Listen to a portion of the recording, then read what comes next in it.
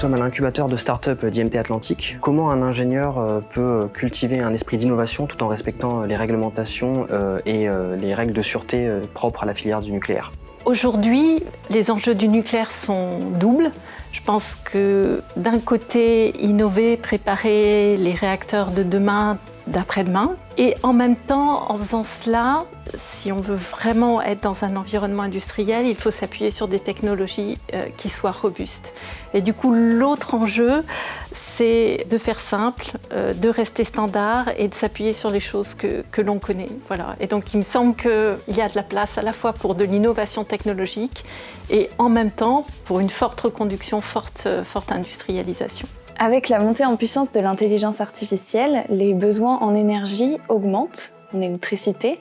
Comment un ingénieur en énergie peut-il anticiper cette transformation? Je crois que le premier mot qui me vient à l'esprit, c'est le mot sobriété. Et je crois que voilà, vous l'avez dans votre projet à l'IMT et c'est une très bonne chose parce que voilà, le moins on aura besoin d'énergie quelque part, le mieux ce sera. L'intelligence artificielle et les développements d'aujourd'hui ou la voiture électrique vont nous amener vers une électrification accrue, une demande en électricité supérieure à celle qu'on connaît aujourd'hui. Et on voit en même temps se développer des formes de production d'électricité très différentes, à la fois de la base, mais aussi beaucoup de formes de production modulaire et d'innovation. Et c'est comment, en tant que jeune ingénieur, vous contribuez à ces choses-là.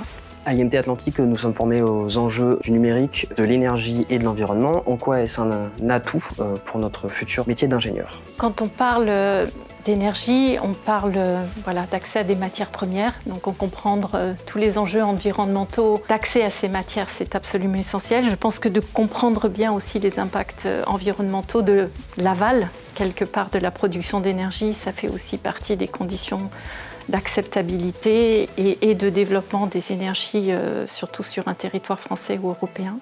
Donc toutes ces dimensions-là, vous les avez. Parler le numérique, c'est comme apprendre à lire il y a quelques années, c'est juste la base et essentielle. What is your advice for young engineers and young researchers to succeed in their careers? First thing I think is really to follow your star. Yeah, a real personal project and stick to it somehow, which is something that is really mobilizing you. So that would be my first one.